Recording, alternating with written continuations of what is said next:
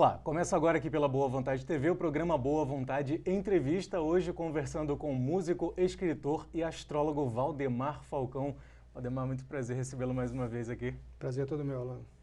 Valdemar, geralmente chega o final do ano, nós estamos chegando ao fim de 2013, começam aquele tradicional, repassar o que aconteceu no ano de 2013, fazer planejamentos para o ano de 2014. Agora me diz uma coisa, como é que a astrologia pode ajudar o nosso telespectador a se organizar e se planejar melhor e também revisitar fatos passados? Primeiro de tudo, lembrar que a passagem do ano é um evento de um calendário específico, que é o calendário gregoriano, né? A gente sabe de várias outras tradições religiosas que têm os seus réveillons, os seus anos novos, diferentes do nosso. E claro que a astrologia usa isso apenas para se referenciar em relação ao nosso calendário que a gente vive dentro dele, né? E de certa forma até alcançou o mundo inteiro, né? O Réveillon é comemorado de qualquer forma no 31 de dezembro, mas é uma convenção social, né? Mas serve para a gente ancorar, né, no plano do nosso calendário as configurações planetárias que se apresentam. Então, primeiro é interessante sempre fazer, né, uma retrospectiva do como é que foi o ano para a gente, né? E isso que você falou é perfeito, e fazer um planejamento para o ano seguinte, ver como é que está, se o caminho está liso, se tem buracos, se tem curva, que eu digo, a astrologia é o mapa da estrada, né, que diz como é que a gente... como é que está o trecho em que a gente está transitando naquele momento. Então, primeiro a gente avalia sempre a posição dos chamados planetas lentos. Júpiter, Saturno, Urano, Netuno e Plutão, né? Conforme vão ficando mais longe de nós, mais lento é o movimento aparente deles pelo zodíaco. E por isso eles permanecem anos dentro de um mesmo signo e produzem as características que influenciam as questões coletivas, as gerações, são chamados planetas geracionais, principalmente Urano, Netuno e Plutão. O Júpiter demora 1 ano para percorrer cada signo, o Saturno demora 2 anos e meio para percorrer cada signo.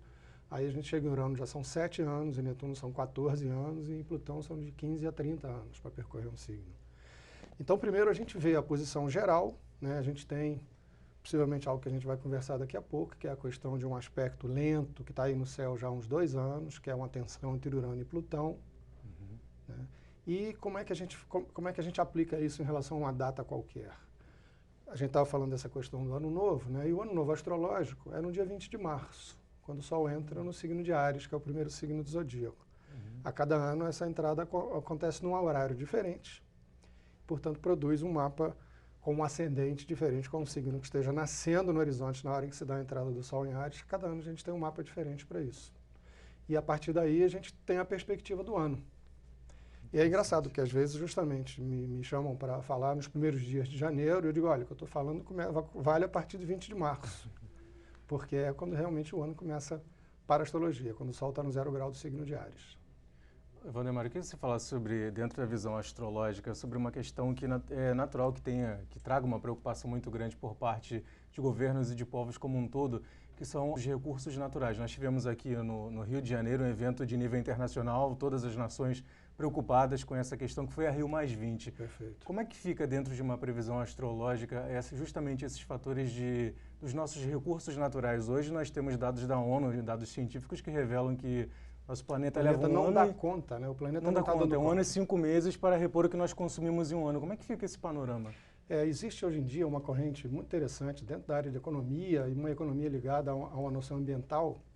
Tem um economista australiano chamado Paul Gilding, se não me engano, que tem uma teoria muito interessante, que ele diz que o ritmo de desenvolvimento que as nações querem atingir, o planeta não dá conta de acompanhar isso.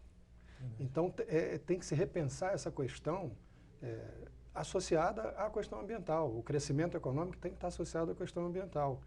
E, na verdade, as nações querem crescer a qualquer preço, e isso gera um grande perigo, por causa exatamente do que você falou, né? O planeta não dá conta de se recuperar do desgaste que a gente provoca nele com esse nível de crescimento que as nações estão querendo ter. A China, os BRICS, né? O Brasil, Rússia, Índia, China, essa turma toda está querendo, né, crescer cada vez mais, mas esse crescimento tem um preço, e isso tem que ser visto com muito cuidado, e eu acho, digamos, muito interessante e muito auspicioso, vamos dizer assim, que existam economistas que estejam fazendo a conexão entre a economia e o ambientalismo, porque só assim que a gente vai dar conta. Os cientistas há alguns anos vêm falando sobre outro aspecto que é preocupante, que é o degelo das calotas polares, que afeta o nosso meio ambiente, já é sabido por parte de todos.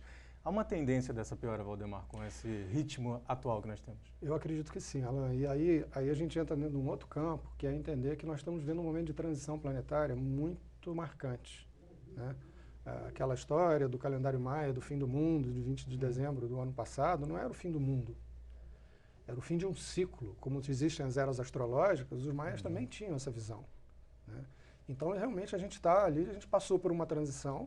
Aquela data é muito emblemática e o calendário maia é extremamente fundamentado, porque os maias, mais do que astrólogos, eles eram grandes astrônomos, sabiam a órbita dos planetas, velocidade, numa época em que não tinham tecnologia para isso, né?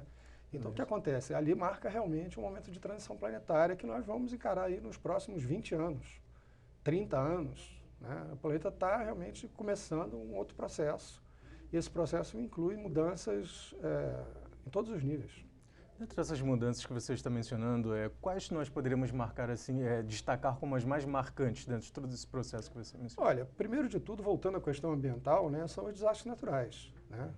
Os acidentes climáticos, tufões, como esse das Filipinas agora, né, se a gente pensar nos últimos 5, 10 anos, tem uma série de eventos que não aconteciam antes, na intensidade com que estão acontecendo, né? Tem ciclone em Santa Catarina. Algo então, inimaginável alguns anos atrás. Pois é, exatamente. Quer dizer, porque percebe, o planeta está num processo de transformação. Eu não vejo isso, digamos, como de uma perspectiva punitiva, como se fosse um castigo de Deus ou qualquer coisa assim. É um processo natural do planeta, que, digamos, coincide, entre aspas, com o momento em que o mundo está querendo crescer economicamente, né? Os países todos querendo exportar mais, vender mais, e o planeta está em plena transição, e essa transição acontece de tempos em tempos. Se quiser situar ela num tempo muito longo, a cada 12, 13 mil anos, nós estamos na metade de um ciclo desse de 13 mil anos agora. O grande ano astrológico são 26 mil, né? O tempo que o Sol demora para percorrer e dar uma volta inteira em torno do Sol central da nossa galáxia. E a metade disso, nós estamos exatamente agora na metade do caminho em que aconteceu a destruição de Atlântida, há 13 mil anos atrás. E isso tem muito a ver com o calendário maia, estuda isso, né? Os maias possivelmente foram um dos povos que sobreviveu à destruição de Atlântida, como os egípcios também. Então, existe uma questão aí que vai correndo paralela, quer dizer, o mundo está num nível de população, de crescimento econômico, de poluição, que coincide, de novo, a coincidência não existe, com o momento em que o planeta em si, independente do que esteja acontecendo com esses bichinhos que moram em cima da superfície dele, que somos nós, né, está passando por um processo de transição também. E essa transição, o homem, sim, ele tem uma participação nisso, né, com a poluição, com o desgaste ambiental e tudo mais. Mas a transição iria acontecer de uma maneira ou de outra. Agora, como é que você diria para, por exemplo, os nossos telespectadores, como é que as pessoas podem lidar com esse tipo de situação? É algo a se preocupar ou, na verdade, é mais uma chamada de atenção para que nós possamos mudar a nossa postura diante do que está sendo feito até agora? Eu acho que é exatamente por aí. Ela é uma espécie de alerta para nós, né? Tem mudanças que são inevitáveis, tem transições que são inevitáveis e que fazem parte disso, né? E para a gente não ficar só no lado assustador da coisa, né? Vamos lembrar que a gente tem a entrada de Netuno em Peixes, que aconteceu definitivamente no início desse ano de 2013, e que é um alento para as pessoas que têm uma conexão qualquer com a espiritualidade, e em que toda essa questão da sensibilidade espiritual, de se voltar mais para isso, vai crescer muito. Esse ano, em particular, a gente teve um aspecto muito bonito nesse sentido, que foi uma grande triangulação entre 3 planetas em signos de água, o Netuno no início de Peixes, o Saturno no início de Escorpião e o Júpiter no início de Câncer. Isso se deu ali pelo meio do ano, mais ou menos meados de julho, quando eles ficaram numa triangulação absolutamente exata. E eles ainda estão nesses signos. O Júpiter é mais rápido, em julho do ano que vem ele vai estar entrando no signo de Leão, Saturno ainda permanece no signo de Escorpião durante o ano que vem inteiro, e Netuno ainda tem uns 10 ou 12 anos percorrendo o signo de Peixes. Isso aí é muito interessante.